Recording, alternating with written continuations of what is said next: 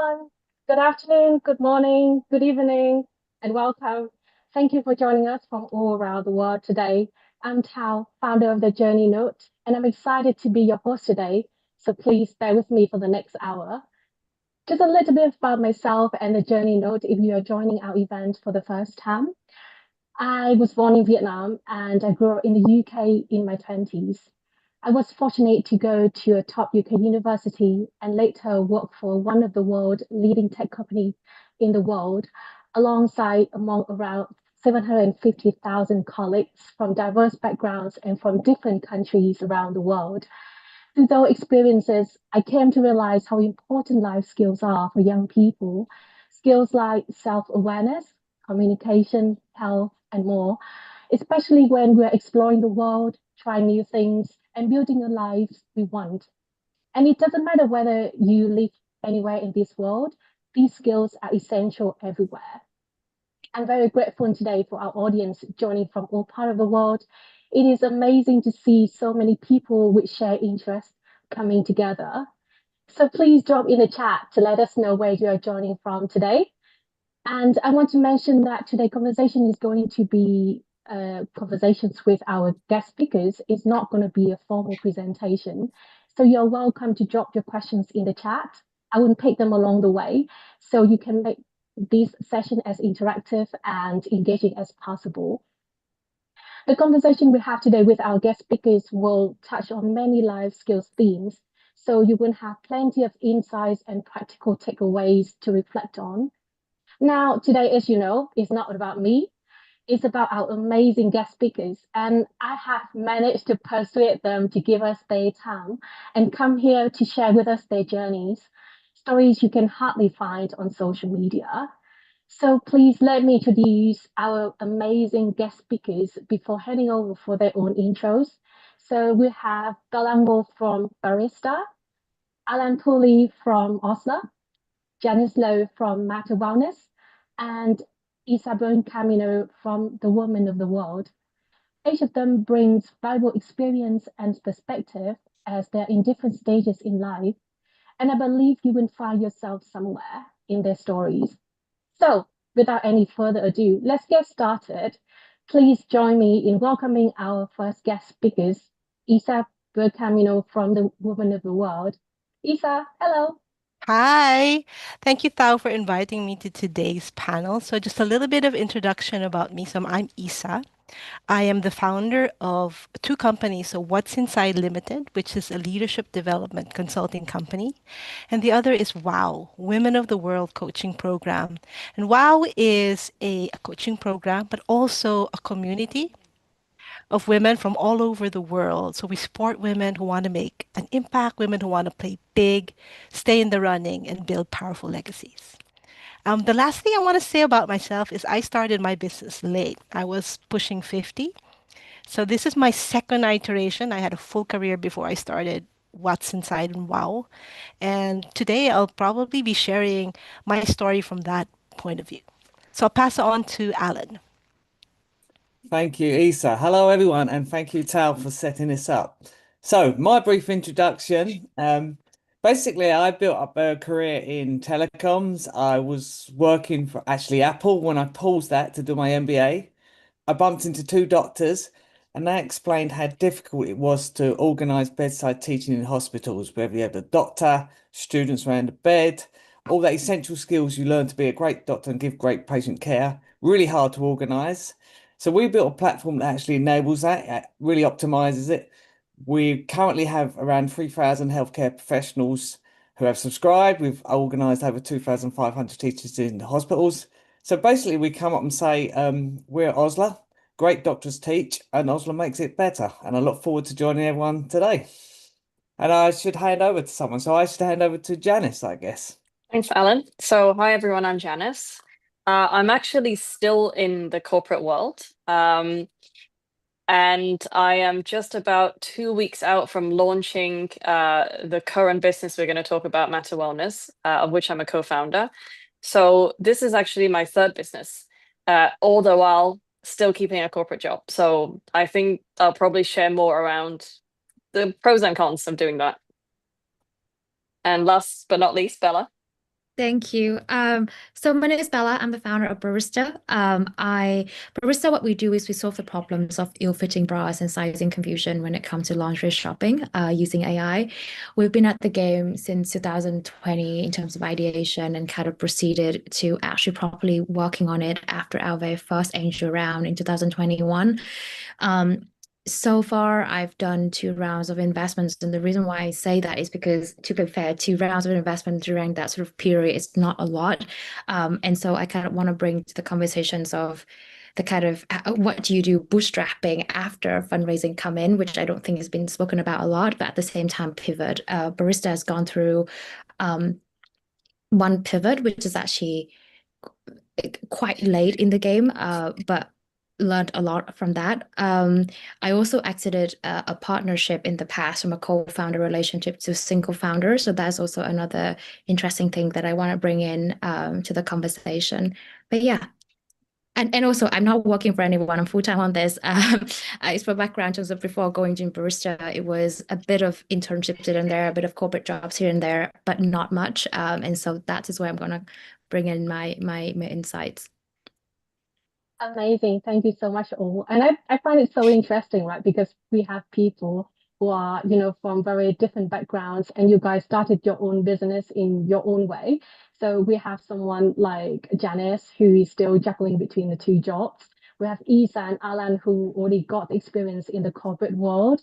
And then we have Bella who is went straight into startup out of university. So I think, yeah, there's a lot of things that we can talk about. So let's start with an icebreaker question, shall we? In one word, describe what entrepreneurship means to you. Just one word. Shall I start? Go for it, Isa. Yeah. Freedom. Alan? Roller coaster. Janice? See, I was gonna go for freedom, but let's throw in a new perspective. I would say grit. Love that. I was thinking actually grit or determination because the alternative to that would be painful. But then I feel like everyone is so positive when it comes to you choosing your words. But yeah, I guess is yeah, determination. Let's go with that. Love that. I think we already saw a lot of common themes around, this question already. So great. Let's start. I think let's probably look back a few years back, right? When you guys all started this journey. And I think for some of you, it feels like ages ago. So how do you guys start?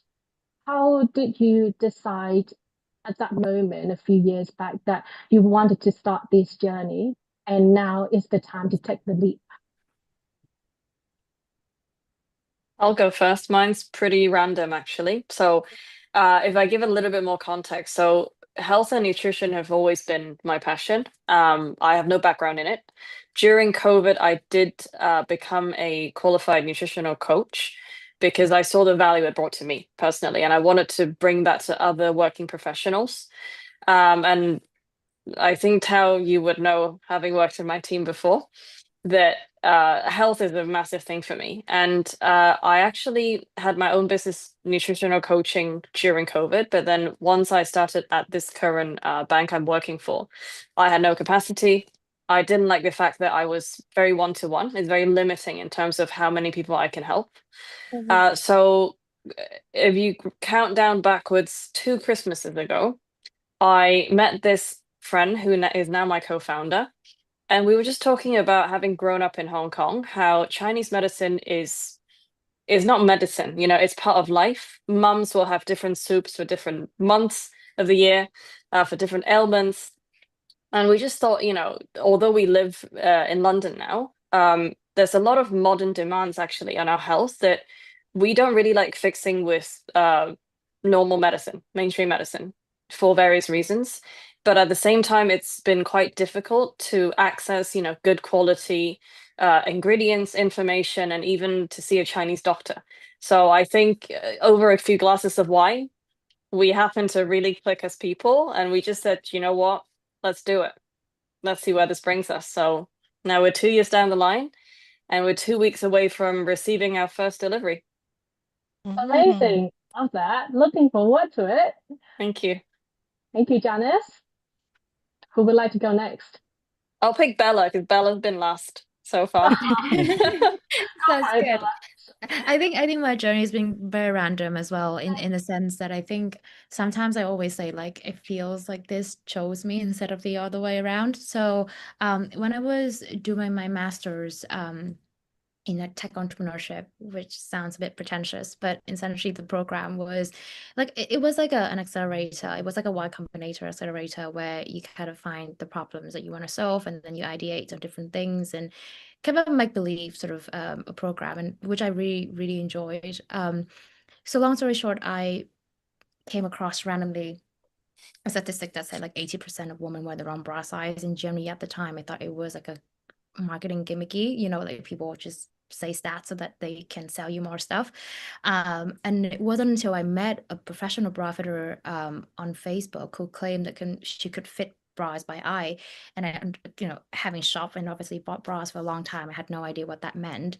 And then she said, you know what, looking at your profile pictures, which was like just a profile picture of me fully clothed, nothing revealing on Facebook. She said, I think you are this size, which is a completely different size of what I know and knew and were buying at the time. Um, and when I met her in person, she put in the bra that in the size that she said that I was. For context, who understand bra sizing, I was wearing, let's say, a 36B, and then she put me on 32E. So you can imagine like the shock and the kind of denial that I was in. But that changed everything. It sort of changed the way that I saw myself, the way that I felt, and I was like, what is going on here in terms of why is her expertise so different from all the bra fitters that I've previously met? And then she explained to me this concept of professional bra fitting by eye.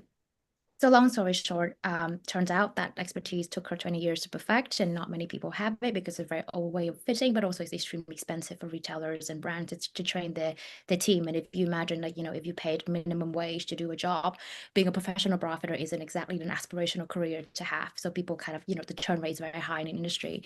And so that was a moment where I was like, okay, let's write a thesis about this. Let's take this as my master project. By the time I graduated and kind of did all the research that I could, I had like a landing page describing what it was about, like the idea of barista or barista 1.0 before the pivot. And then we got interest from the biggest brands that I could imagine. Like, we didn't do any marketing. I didn't do any marketing. It was just market validation right from the start.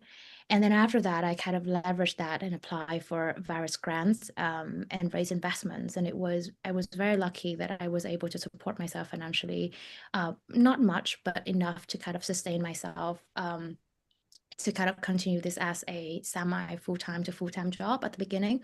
So that was the beginning. And every time that we would hit a hurdle to say, like, maybe this is not the right thing to do anymore, there will be a new kind of, validation point, and that just kept going. I think the problem that we solve, just to wrap this up, is the problem is very well known, and the industry is very much, it's been an ongoing issue for the industry, and it's just only exacerbated with online shopping coming into popularity. But what solution is going to fix it and fix it at scale is what we are trying to figure out as a company. So yeah, that's why I got started. Amazing. Thank you, Bella. And just follow up on that, right? Because you are the only one here that kind of, you started your startup straight after university. How did you find it when you didn't really experience the corporate world, that much, and, Yeah. went straight onto your own journey? How did you make that decision? I think it was fairly easier for me because, first of all, I grew up around corporate people, and I'm very close to my family, and lots of actually all my friends before the startup world are now in corporate. So I have a very close kind of insight into what it's like. And also in my internships during uni and post uni as well, were all in the corporate world. So consultancy, corporate finance, and even event planning, I've sort of tried them out. And there's nothing that I wouldn't say I dislike a corporate job. I wouldn't say that. I think it's different. Um, and in the kind of the hardest time, I definitely did toy with the idea that should I just call this quit and maybe get a job, because it will be a lot less stressful. But then one of the things I kept reminding myself is, in my early 20s, at least throughout my entire 20s, I just turned 30 like 2 weeks ago. So my entire 20s, my goal is to kind of make sure that I'm in a position to learn as much as possible, professionally speaking. And so with all the opportunities and all the kind of risks that I took with the business, or whatever decision that I made with the business, I made sure that the learnings were prioritized. So whether it's like grant rec and getting involved in a grant, or pitching for investment, or going to this event, or attending to this, and make sure that I can continuously kind of build up my profile as if I were in a corporate world. So if in the worst scenario, if I ever have to go and look for a job, I'm not become this like completely unemployable person who can never work with another person, another team. But also keep updated with my friends on like what it's like being on the other side. So yeah, kind of keep the balance, sort of the perspective balanced. Can I weigh in on this? Absolutely. How? I don't know whether it matters if you have corporate background or not. I would say you start from scratch. Even if you've had, 20, 30 years like I did. I think everybody starts from scratch. In fact, I would say that most people who start their business at my age after having done 27 years in corporate, it kind of holds you back more than it really helps you fly. I don't know whether the rest agree. Yeah, I'm with you. And I think at one point I kind of, because when you're young and you kind of like, oh, what do I do? Am I doing the right thing? I think at one point, especially like sort of 2 years ago, I just gave up in terms of, it's not even give up, I just stopped sort of comparing what's better, because ultimately it's your life, and it's how you use your time, right? Mm. And as long as you're enjoying it, and you feeling that you are pushed to do something that you feel like is greater than you, however that you define it, I think that is good enough. Mm. And that's I the right think thing. that's such a very life skill themes, would I say, is self-awareness, isn't it? Like you know exactly what you want. And I still remember a few years back when Janice was my manager and she asked me, what do you want in life? And I think that's a very key question, really. And it may change over time as well, right? Your priorities in life, all sort of things like that. So it's very important for young people really to answer that question, what do they want in life? And then if they find out something that they like, just go for it, right? They are young, that we are young, right? We can just try it. If it fails, then we try something else. So that's about life, right? Um, Alan, how about you? I would love to hear your views as well. Yeah, no, interesting to the other story. So I think mine is very much on the sort of and it doesn't matter, but mine just happened to be on that corporate build up. I sort of worked up, I got to end up working for Apple. I was actually on a trip to California, and I was listening to like a secret meeting about what the next product's coming out. It's all quite good and exciting, but I was sitting there thinking, oh, this is going to be hard. That's going to be awkward. I was kind of anticipating how much work it was going to be to get these products to market. And I was thinking, if I can do this for one of the biggest companies in the world, I should be able to do this for myself, right?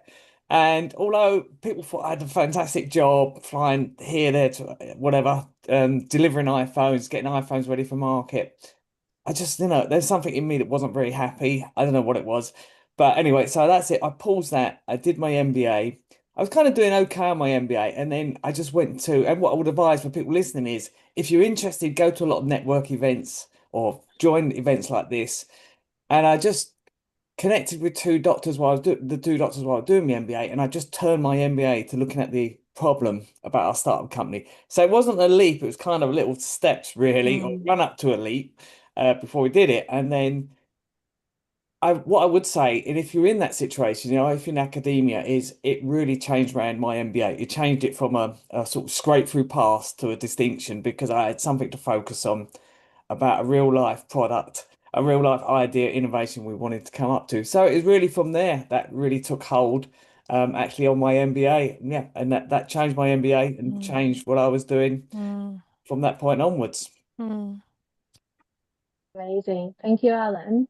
Isa, so I'm sure you saw a lot of different scenarios, right, from your coaching business, like from the coaches as well as from, the people, your clients, and everyone's you've met at the corporate world. So how did you start the coaching How did business? I start? Yeah. So So I started late because for most of my life, I'm a mom, I'm a parent. I looked after my family. I prioritized them. In fact, for most of my life until recently, I was supporting everyone else. It was about everybody else. I chose jobs that would bring in the money so I could send my children to school. Everything that the world was expecting me to do that was very, very practical. I did all that until the children grew up. And I found myself like, wait a minute, it's my turn now. What if it was my turn now? What would I do now? So that's how it started. And the other thing about me is in the jobs that I ever did, in the 27 years I was in corporate, I was always in the space of leadership development, big multinationals, global multinationals. I worked really hard. I worked really hard. And the reason I worked really hard is also driven by my family. I was thinking, if I was going to spend this much time in a job, then it's got to be worth the time away from my kids. Because I was a working mom. I didn't stop working. But then I got sick. So Janice, I needed your health drinks. For the first 27 years of my career, I probably got ill 3 times, serious illnesses, driven by burnout, stress from the jobs that I was doing. And then I got to the point I was thinking, you know what? I'm killing myself for my jobs. And even though I know this, I can't stop myself. I keep working so hard to the point where I'm so stressed. So I asked myself the question, well, if I have a tendency to kill myself for these jobs, what's a job worth dying for? And this is how I reframe things. So I ask myself, so what's worth this burnout? What is it that I could do that is a combination of what I love, everything I've ever learned in the 27 years, could I focus my energy into so that it's all worth it? That even if I push myself to burnout, it's worth it. And I ended up doing WOW coaching, which is about supporting other women and men like me who want to play big whenever it happened for them, whether it happened after university in their 30s or somebody like me, menopausal woman in her 50s, whatever stage, that when you get to that point that you decide, I'm going to find something that I want to do, my turn now, to help them really play big. Or the other thing that we do is to help them stay in the running, because a lot of people are very ambitious. They do suffer from burnout, or they have a lot of times they have like massive blocks in front of them. What is it that I've learned in the leadership programs that I've run in the past that can help them keep going and really build powerful legacies? I would love for Alan, Janice, and Bella to be the next, I don't know, GSK, but more for Janice, but conscientious business, and then Bella, the new Wonder Bra. I don't know, right? Wouldn't it be amazing if became the biggest brands, the next generation of big brands that have more of a conscience. They're really about service. So that's what I decided I'm going to do. I think that's so inspiring, Lisa.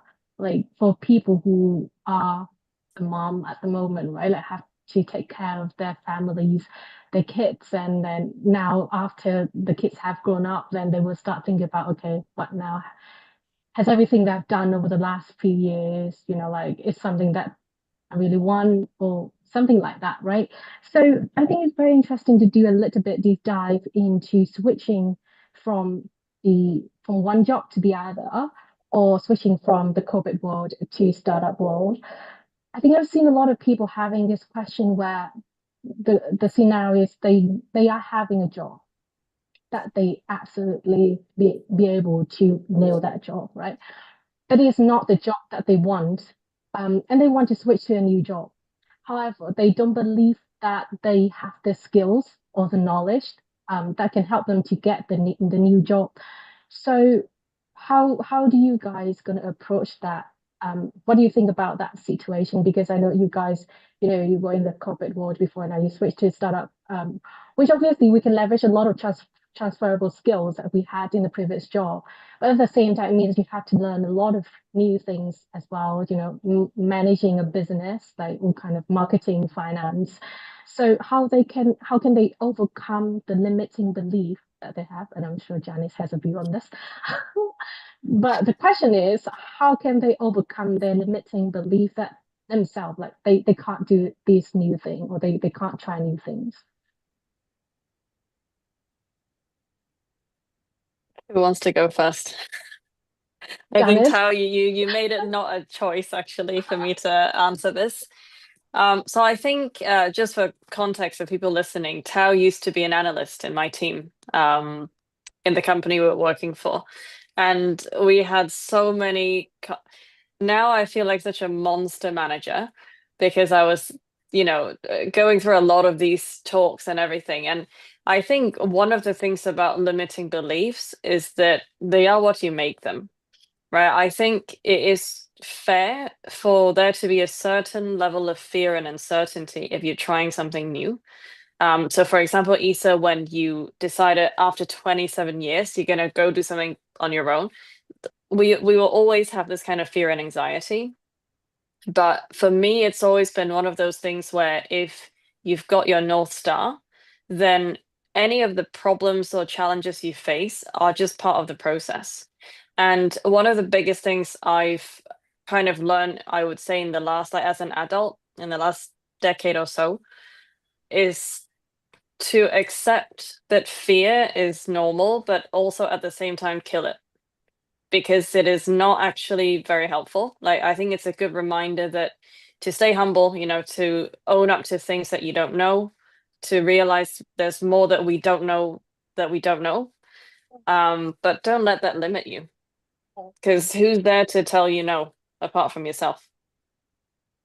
Completely agree. And thanks for grilling me, Janice. But that was exactly what I learned from you and what I've experienced as well. And I think there's a famous saying, right? Like fear it and do it anyway. Isa, how about from your coaching perspective? I'm sure there's like a lot of frameworks out there, right? Like about limiting belief that people can actually use. Yeah, so there's that, and every person I think have their unique limiting belief that hold them back. But one of the most common, so if I look at, we've coached about 300 women in the WOW coaching program, and the most common one that really hold them back is not even a limiting belief. Well, maybe a little bit of a limiting belief, but it's the reality of financial freedom. If Mm. you are pulled back by a need to feed yourself, feed your family, or bring in a salary, no matter how talented you are, maybe how passionate you are, this fear that you're not going to get a paycheck every month is really going to hold you back. In fact, I would say at the beginning, it was it was such a strong pull just to go back to work because my salary was much bigger than what I was earning in the first 2 years of my consulting company. It was like, should I just go back? Maybe I should just go back. Mm, So the limiting belief here is where it comes in is how you reframe your value. So there's the practical bit. Of course, you gotta feed yourself. You gotta put a roof over your head. The practical bits, and just really know your numbers. I would say first, really know that first, and then there's the bit around valuing yourself and how much money you can bring in your family. So that's in your head, and that's a big one for a lot of people, I think. But the practical bit about having a sense of financial freedom, that's key. So I started out my company because I was made redundant by my last job. And I thought, I was holding back. I was probably 3 years late in starting What's Inside because it was so cushy. The job was so cushy. I mean, do I really want to do this and all that mind talk? And then the opportunity to be made redundant came up, and I'm thinking, oh well, this is good because it means I have a few months, at least a few months, where I can secured financially, and then figure out a plan to to replace it somehow so I can keep going. So that's the first. The second one is I had a very supportive partner. My husband had my back. He said, don't worry. 1 year. In fact, more than just your redundancy. He's like, go for it, Isa. And that was really key. So those were the things that I had in place. And I was very clear about at the beginning that helped me keep going. I love that point when you brought up, Isa, the view around the supporting system. I think the people around you who are willing to support you whenever you need. And I think that's much needed, especially when you know, have a new business that you have to build on, you have to spend times with it, right? So I think that's going to be amazing. So let's dive a little bit more into the difficulties. I think this is going to be a fun part, and the part that I've been looking forward to. So, as at the very beginning of the session, we mentioned a lot of words about entrepreneurship, right? So, roller coaster, as Alan mentioned, great resilience, all kind of things, right? How do you guys deal with setback mistakes that you had in, as you build your business? Can you share like a story and, of failure and how you dealt with that? Bella? Happy to take this on. How about to say I don't? I know that's what You just right? let it Yeah, happen to you and then let the waves ride die down. I think first of all, I just want to say listening to everyone sharing just so much it just resonated to so much of what you've been saying. To your point about setbacks, I think you kind of have to look at it critically and ask yourself, is it a personal setback or is it a ride or die setback to your business, like a survival setback to your business, right? So as an example, I think what we're trying to do at Barista is extremely novel in both the concept and the technology itself. And we spend so much time on R&D. In fact, we just started commercializing in November last year after the pivot. So basically the entirety of my startup journey was dedicated to R&D for the most part of it. And I just started the taste of commercialization for the first time, dealing with pricing and marketing and all that good stuff, November last year. And still now we're still doing R&D. So in a business where there's no kind of written script of, oh, at this point you should be looking at this, and you have to multitask all the time in terms of managing the team expectations because the product is so new, all the way to managing the market, which is probably the hardest thing to do because you cannot change user behavior overnight, and with very limited budget. So to answer your question, going back to answering your question, I think the first thing to figure out was a setback, sort of the make or break it for the business. And in August last year, after trying it, like our very first version of the product with one of the biggest brands in France, we realized that it's not going to work, commercially speaking. The hype was there. That's why we was able to raise the fund, get the grant and all that good stuff going for a good 3.5 years. But when it comes to actually asking end users, can you please use this and use this frequently enough that we will make a business out of it? The answer was very much in a very unclear way, a clear no, if that makes sense. So again, going sort of, if you ask the customer what they want, they don't always tell you, and you kind of have to observe it. And after a kind of, I would say, a 4-month continuous observation, we came to the conclusion that this is not going to work. It's going to make money at all. And so I had to face the reality of whether I shut this down and open perhaps a different company to carry out the pivot, so I can just have the freedom to do whatever that I want without having to report back to people and so on and so forth, or I continue with this vision with the entire new team.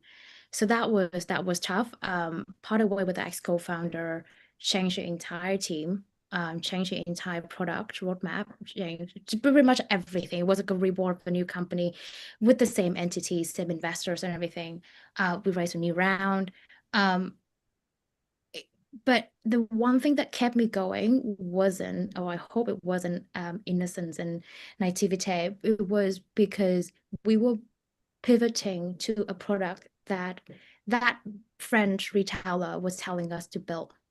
And the more customer research and the more research that I was doing, the more I realized that maybe this is it. This is the form of the product that we think is going to get the stickiness of of the market. And so I said, you know what, this is how much is left in the bank account after R&D tax credit. Thanks, Tao, for recommending the company that Alan's actually your company used.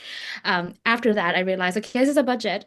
I don't really have anyone on payroll right now, so let's push for this and see how far it goes. And thankfully, we still have a company today. So yeah, that's how it happened.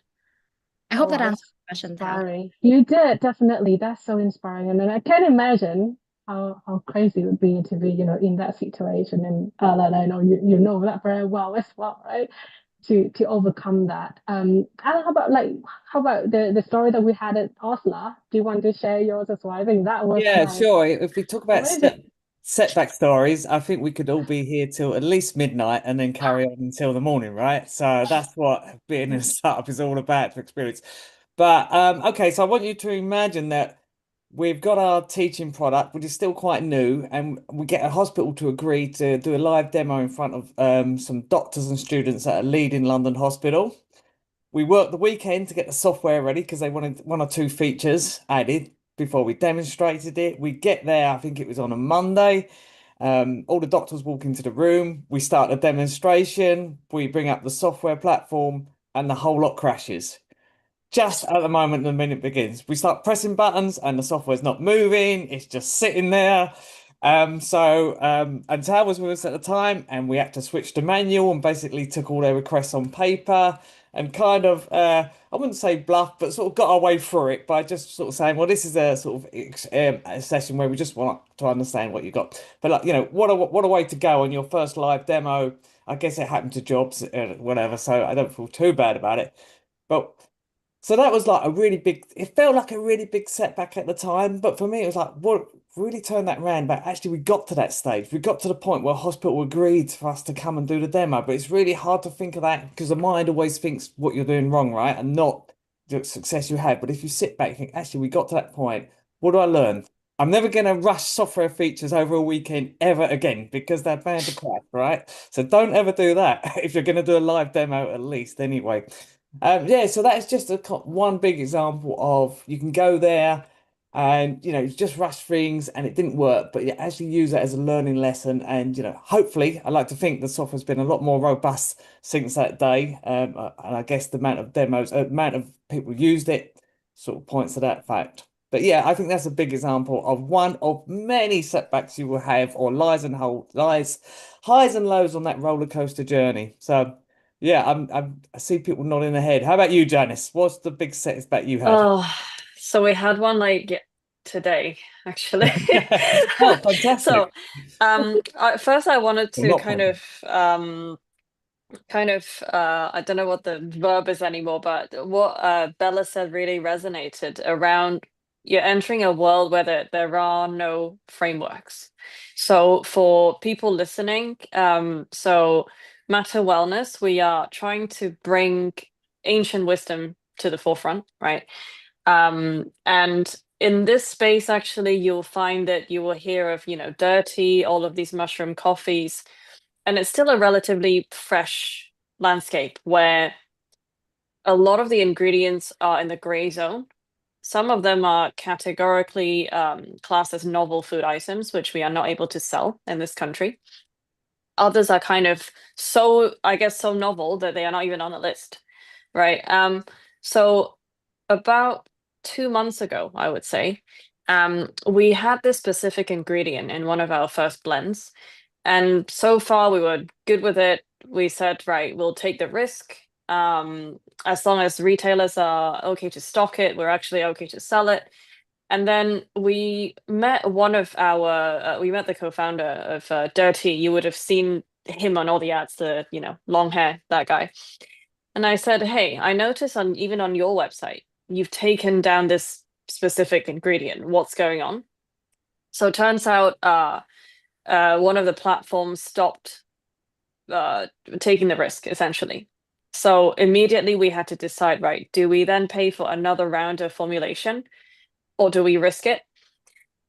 And so something similar happened today where for our second product, one of the ingredients, we're now trying to navigate through what alternatives can we do? What impact will that have on our timeline?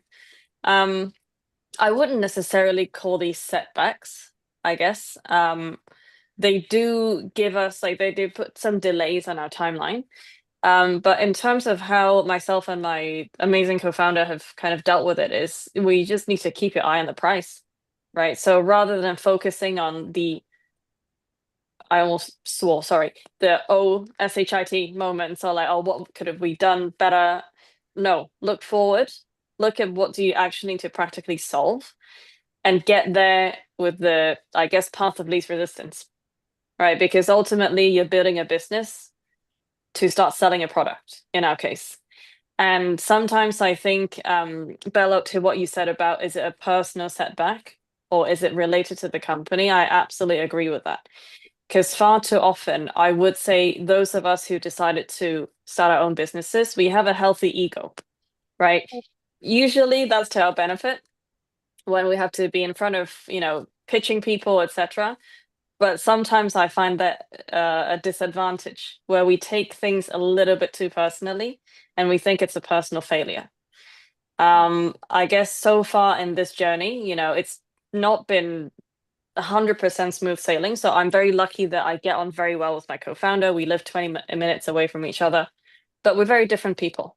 Yeah, so I think we've over time learned that we are two sides of the same coin. We try to keep it that way. But yeah, I think I guess the main headline would be, don't take it so personally, because I wouldn't even call these failures. This is part of the process of growth.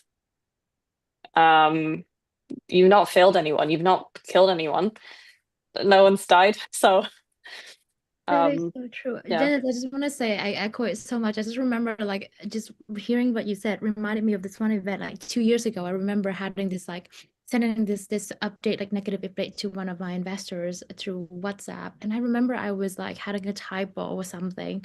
And I was so stressed. I was like, oh my God, they're gonna think I'm so stupid. I can't even write a sentence, putting it together, right? To your part about ego. All I Now looking back, all I had to do was delete that message, rewrite, resend, move on. So Yeah. there's a lot of sort of emotions that one can skip if you just kind of take it away. So like remove the ego away, I think. Yeah. Yeah. Imagine how I felt when I told Tao 2 weeks ago I may not make this, even though I had committed to it, because I mixed up my calendars because I had too much going on. So Yeah, doesn't matter. it was a 30-minute panic, but it was fine. Sorted out. I was in a similar position, Janice. I feel like we need to go out and get coffee. We Okay, should. guys, see how hard it was to get these guys with us today. So this is all team effort, guys. Amazing. I think the other day you mentioned to me about, the coaching business, how hard it is. And I know a lot of people on LinkedIn as well that we've spoken to, they also share that it's so hard to start like a coaching business today. And I assume that when you started the business like many years ago, it's kind of was the same thing as well, right? How do you overcome the very early challenges of starting a coaching business? No, absolutely. I think about I think the statistics is half, or maybe only 20% of those who decide they want to be consultants or coaches actually end up making money out of coaching or consulting. Because a lot of coaches come into the coaching business because they're good coaches, but there is the business side of coaching that not everyone necessarily knows how to do naturally. So, the most talented coaches, the ones that are the greatest coaches I've ever worked with, have no sense of business at all. And they end up, either going back to the jobs that they were in, or they end up being employed by a coaching company then who would help them find clients. I was lucky because my mother-in-law was a businesswoman, so she wasn't corporate. And I remember everything she says. And there was one time I remember I was a young woman, and she said to me, running a business is so hard. And she was complaining about everything that was hard. And one of the things that she said, it's not going to happen overnight. It takes about 3 years. Stick to it for 3 years. And then after 3 years, you fail, then maybe you really failed. But the first 3 years, every failure doesn't count. It's just part of the journey. And I remember this. So when I started while coaching, The first setback I ever had, so design this fantastic program. Everything I've ever learned from the world class authors and people I've worked in the past, everything I've ever learned. I brought in the best coaches I know from the 27 years I've been working with all these people. Guess what? No one signed up. Zero sign-ups to the greatest program I've ever created. Now, how's that for feedback? Wow. Right? Quit now while you're ahead and just go back to that high-paying job. But but luckily, I knew that I was going to fail and I was going to continue to fail for at least 3 years. And every failure was a pivot point. So, what I learned in that first failure was, well, of course, no one's going to sign up. No one's ever heard of me. Have you ever heard of me before this podcast? No one's ever heard of me. Why would they sign up to my program? So, pivot first year was about building a reputation. So we only focused on running coaching programs, supporting the men and women we were coaching, and the goal was 100%, 10 out of 10 feedback, and just build a reputation. Just don't worry about the money at this point, but because I was ready with that as well, and did that, and then over time, it came in. The reputation was built. The other thing I didn't want to do is, and this was a significant decision I made from the very beginning, is I didn't want to sell while coaching or coaching and tap into pain points. Now, this is what they teach you in Marketing 101. Find the pain point, where it hurts and sell like that.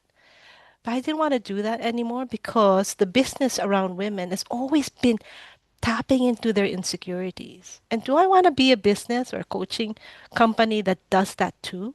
So I didn't do that either. So that kind of held me back at the beginning because I wasn't looking for women who were, looking for their mojo, who were like at the pain point that they would pay me any money just to get coached by me. I wasn't looking, I didn't want to do that. So that was a decision I made early on. So the other thing I would say is when I started while coaching and what's inside, the thought I had was if women invented business, if moms invented business, how would we run it? Or how would we develop a business if that was a framework? If I wasn't following what they teach in MBAs and the common wisdom, the how you run a business, how would we run it? And so Mhm. if you look at the way that I run WOW and what's inside, it doesn't, half the time I don't follow conventional wisdom because I'm also trying to prove a point. So from the very beginning, I suppose my markers for success is not all financial. It's it's it's a lot more than just financial. So, and I suppose an expectation that I knew I was going to fail. 3 years of failure. And my third year was the pivot point. If at year three it's still not working, and fine, I'm gonna quit and do something else. But on year three, and going to maybe moving on to your next section, what helped? A magazine, a Singapore-based magazine, they're called Weekly Sparks, reached out and said, "Can we write stories about the women who've done your program?" It's like a Humans of New York publication in Singapore. And they realize that because they keep looking for the most interesting people to write about. But then I just, at that point, maybe I had 100 graduates already. And every single person in that list was so interesting. And, and they asked me for a partnership where they could just interview these women and would help me amplify their profiles. I thought, gosh, I'm really doing something good here. If a magazine like that just wants to write about the women that we supported. And I think it was at that point, and at that point I still wasn't earning as much as I wanted to. I thought, this pays me more than the amount of money I thought I should be earning at that point. And that kept me going. So I'm in year 7 now. Is it year 7? Yeah. And that helped. So yeah. So you actually kind of like at the mindset to accept that you will have a lot of failures, but at the same time you give yourself, a specific time frame. Like I Yeah. will try within this time frame. If it doesn't work, then I move on. So I think that's very important to get that balance. I'm just conscious of time and feel that we can be here for the whole day. Um, but let's move on to the next part. I think this is going to be very valuable to our audience today. So, what would you tell yourself if you meet your younger self? Like, what is the one lesson that you tell yourself if you met yourself like a few years back starting your own business? What is the lesson that you're going to give your younger self? Right, okay, so maybe on that one, I think no one ever told me, maybe I didn't plan as well as the rest of you, but no one ever told me about, you expect this disruption to, you leave this corporate world where you have a kind of reasonable income for me, and then, expect a roller coaster because we got some grants and that sort of thing. We thought, oh, that's it, we've made it, and yeah, but then still the sort of income is going to be a roller coaster. So expect that kind of roller coaster and try to enjoy it, but be prepared for it. I think that's the thing that I really learned, and then really learn about how to. If you're gonna sort of the people in your company will be key to your company success, but you don't really know what it's like to work with someone until you've worked with someone. So don't go and sign a 5-year contract or something ridiculous because give it a few months and see how it goes is what I would say. Nice one, Alan. Okay. I expect everyone in on this call has had some sort of similar experience to that one. No permanent contract Yeah. for the first 3 years. And that, isn't it? Cool. Cool, nice one. And Janice, do you have any other Well, I thoughts? was gonna say, I think I'm the least far in stages in terms of matter wellness compared to everybody else, but I'll share a few thoughts, which I think is applicable whether or not you are trying to, grow in the corporate world or to be an entrepreneur, which I think Tao is what I used to try to drill into you a lot. But one I think is for me, what's actually helped me transition, and my transition is daily, right? So I switch from my 9 to 5 to my 5 to 9 is what I tell people. Um, it's actually be very present, and I don't mean that in a very cliche thing, in a very cliche way. But what I found in the previous two businesses, for example, I was trying to follow, whether it's some marketing genius or whatever, people who wrote books and manuals, trying to tick every box. And so there's a checklist before I launch. What I've learned now is don't do any of that. Sure, educate yourself, learn that, but stop doing things that are not effective, right? Work smarter, not harder, especially now that I have a full-time job while trying to launch a business. I still sleep 8 hours a night, by the way. So that's what I mean by work smarter, not harder. Don't and I don't mean to kind of undermine MBA programs, any of these things. I think if you will find value in it, especially in the networking site, brilliant, do that. But don't try to copy someone else's prereq checklist. Unless you're about to do surgery, in that case, please do. Because what ends up happening is I find that I used to get limited in my imagination by what someone else has said. And turns out maybe it's a completely different industry, it's a different product. I'm a different person. So what's worked better for me is just to boil down to the bare basics. So know your finances. I actually hired an accountant because I'm like, look, I'm sure it's interesting. Don't have capacity, not enough brain cells to also deal with that. So outsource things that are not your strengths. Learn what you need to know you're not, paying someone to do less than what they should be. Otherwise, just focus on what you need immediately. Don't do a 10-year financial modeling before you even launch your business. It will mean nothing. Yeah, I think that's one of the biggest things. Work smarter, not harder. Otherwise you will burn out before you even launch. Yeah, that Janice. A lot of And the good news. second thing that I love and I think everybody should do is to learn sales. Every conversation you have with anyone is a potential sales conversation. You're selling, it's your personal brand. You could be talking to a mystery buyer for your product or potential partner. I'm hinting at all of you here. So yeah, I think sales skills are very important. Amazing. Love that, Janice.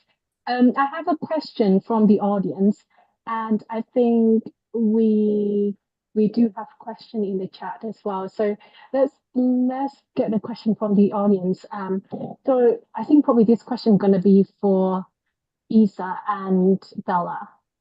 So the question is, what are opportunities for international applicants as an innovator founder in the UK? What are opportunities and ways to enter the market? Oh, so for international, how to do it? Yeah. Well, I have partners. There are 21 coaches in WOW, and we are, I think, in 13 countries. So for me, that was the quickest way, find consultants and coaches that I enjoy working with, who are based in different parts of the world. So I have partner coaches in the US, in Dubai, in Singapore, in the Philippines. Um, I say that would be the quickest way.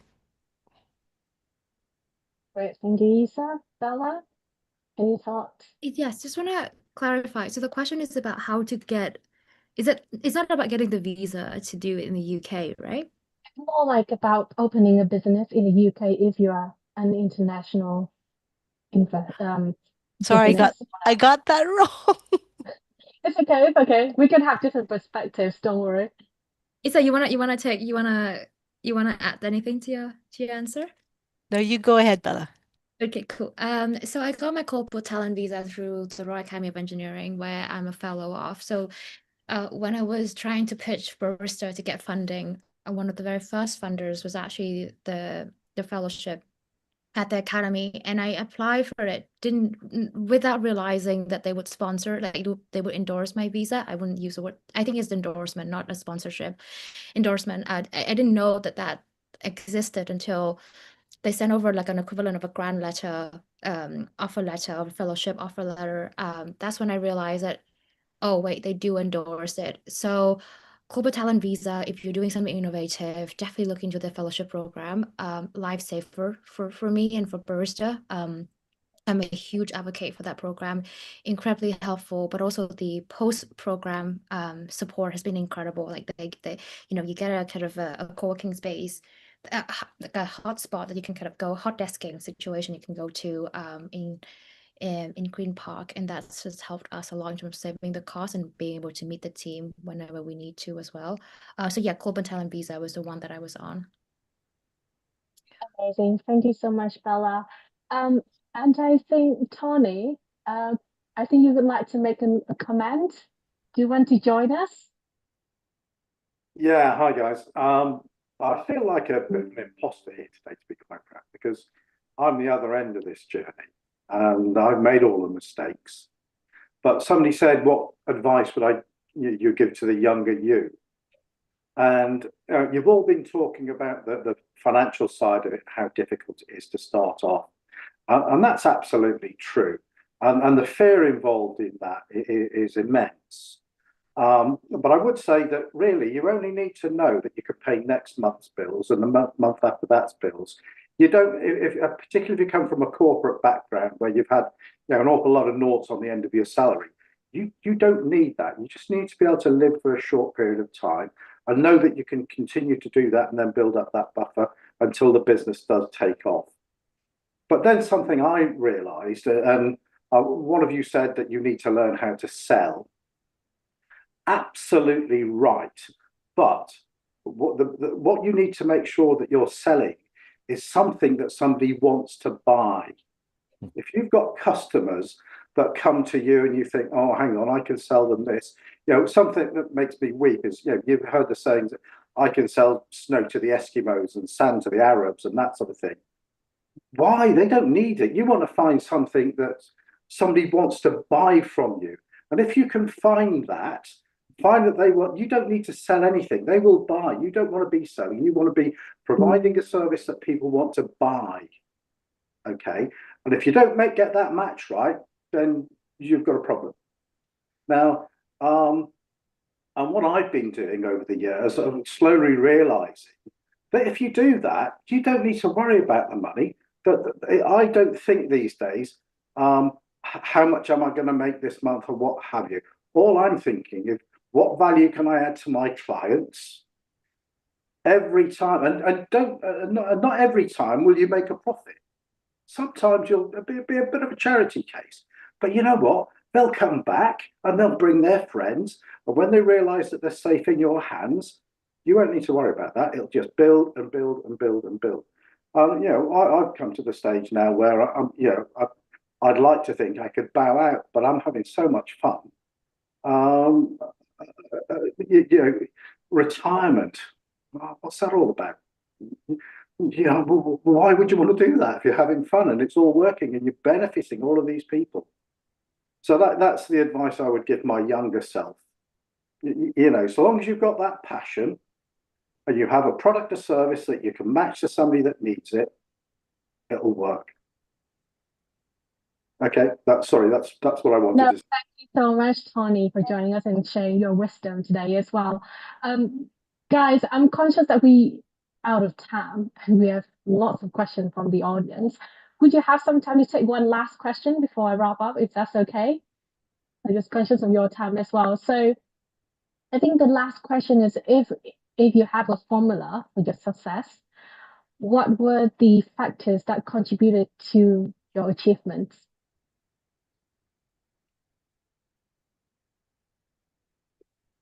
Ooh. I'll go a little bit with what Tony said is really try to get something that really gives value to people. Try to really dig down. Don't think of I'm going to make this glamorous website. I'm going to do this great product. Think, right, as a user, what do I really understand your user and think, what do I really need? What is that thing I really need? Which I guess is a little bit of a pain point, but it's, oh, what that really could really benefit me. So I think get that user mindset would be, I think, key to sort of making, at least I found that's a really powerful way to develop stuff. Excellent. Thank you, Alan. Definitely, for sure, especially when you're building an app, right? Well, yeah, or platform. Yeah, no, exactly. But I think even if you're not, it's, I don't know if everyone else agrees, but it's something that people can really benefit from or really find useful. So really dig into their mind. I don't know if Issa, Janice, Bella. Yeah, I agree. I think one of my earlier nutrition clients, um, this is a typical consultation conversation where you say, "What do you want to do?" "I want to lose weight." But the most important question is actually why. So one of them actually said they felt embarrassed to take their kid to swimming class because they would have to be in a swimsuit. That's the why. And I think if you can actually figure out within your market niche, what is that why in people's minds and what problem you're solving, then you can't be very far off from a winning formula. But in answer to your question, Tao, I think the one of the key components I think in my equation is definitely people. I think along the way, whether it's corporate career or the multiple businesses I've had my hand at, it's definitely people. It's actually so important because one of the things people always tell you, don't burn bridges. 100%. You never know when you'll cross paths again with someone. And I think building that network, like for example, Tal, with what you're doing, connecting people, even if they are not very similar, right? You just don't know what value we can bring to each other. And I think having that support, even if it's remotely with people who are going through a similar journey or who have done it before you, I would say people is probably one of the biggest variables in the equation for me. Completely agree. At the end of the day, all businesses are about people, right? So all people business at the end of the day. Isa, Bella, would you like to add anything else? I, if just quickly want to echo what Janice said, I'm the same people. To have, if I did not have a supportive network of colleagues who had my back, I think I would have quit. I would have quit. But I had a husband, colleagues, even clients who are great. And I think it's probably the most important thing. I think for me, it's asking for advice, but also remind yourself that you know your business best. I definitely fell into the trap of, because to your point, to our point earlier about kind of me starting this right, with very little experience, or little kind of evidence to back up that, I can do it, whatever that might be. The imposter syndrome was real, in that despite everything that we got to by the point I was able to start hiring a team. At the back of my mind in the previous version of the company, I always genuinely felt constantly that someone could do my job better.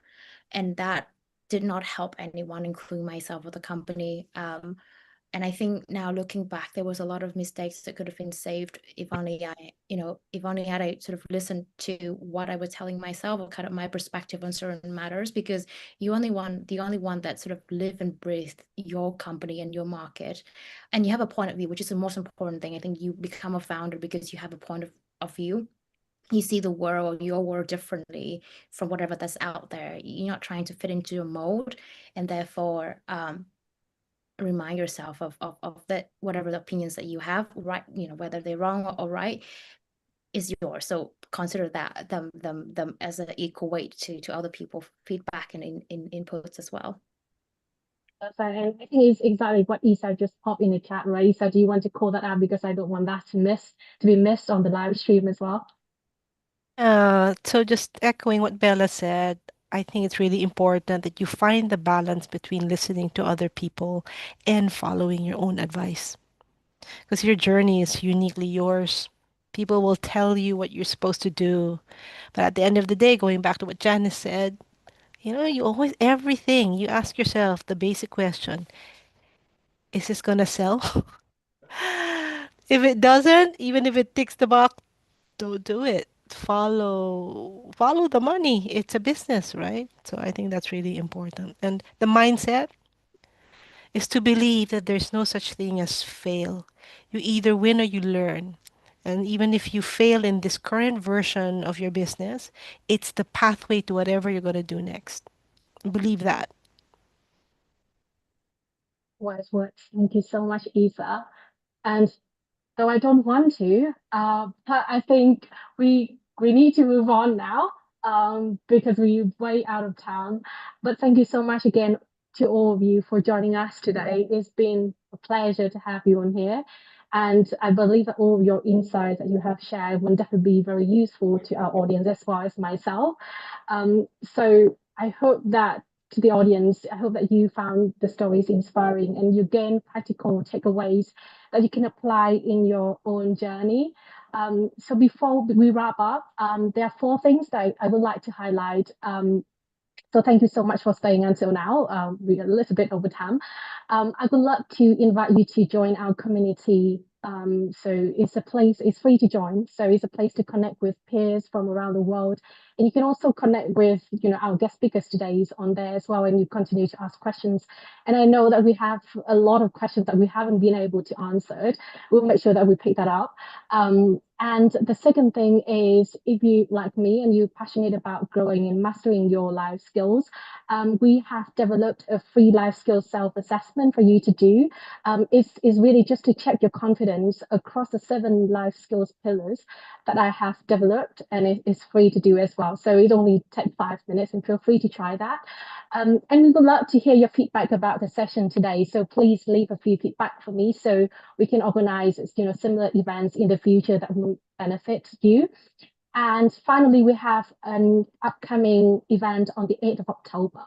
I will be joined by Mark Worrell from Knowledge, and we will learn about how to learn faster and remember quicker and for longer as well. So I will leave all the links in the description on YouTube, so you can explore them after the session.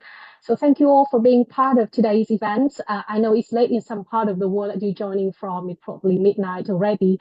So thank you so much for joining us. Thank you again to all our guest speakers today. Please remember, as Isa, Janice, Bella, and Alan mentioned, your journey is unique. your growth is possible and you're not alone on this path. We're here to grow with you. So keep learning, keep connecting with people, and keep moving forward. Thank you so much, all, and have a great week ahead. I'll see you at the next event. Bye for now. Thank you, Tao. Thank you, everyone. Thanks for having